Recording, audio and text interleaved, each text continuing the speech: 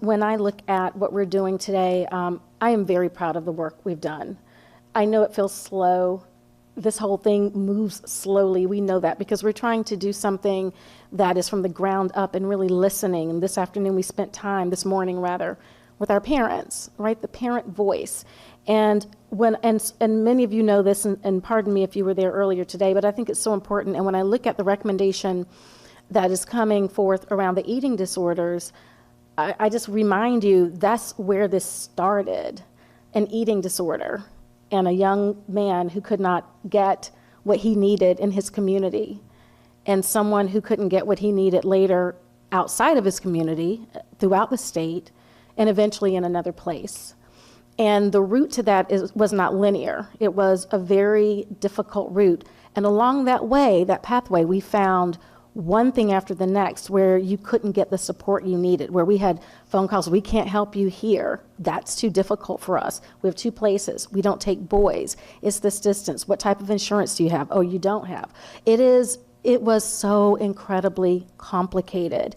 And it lands at the middle of this. It's the voice of a parent. And later you may have a role that allows you to make some of these changes and these recommendations. Eating disorders are the #1 killer of behavioral health disorders. I was so surprised when I found that. But when you have a child who's in the thick of it, you see it.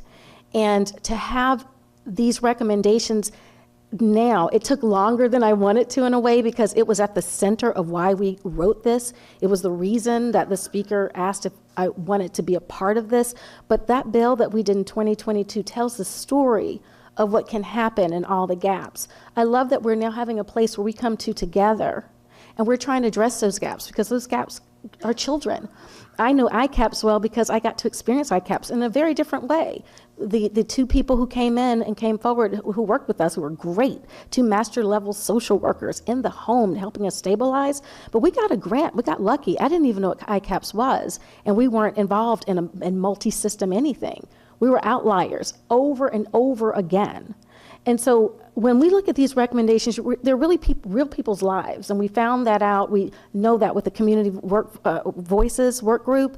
And I wanted them to know that we weren't just making decisions for them as legislators or as state agency people or people from policy, but that they're actual parent voices embedded in this work and is foundational. So thank you so much for this. I hope we can continue to bring forth, and I'm very excited about the changes we're making. While it might take time, it's changing and saving lives. And look at the UCCs and what we're doing around the autism piece and so many others. And so I thank you for these recommendations and hope you will support them.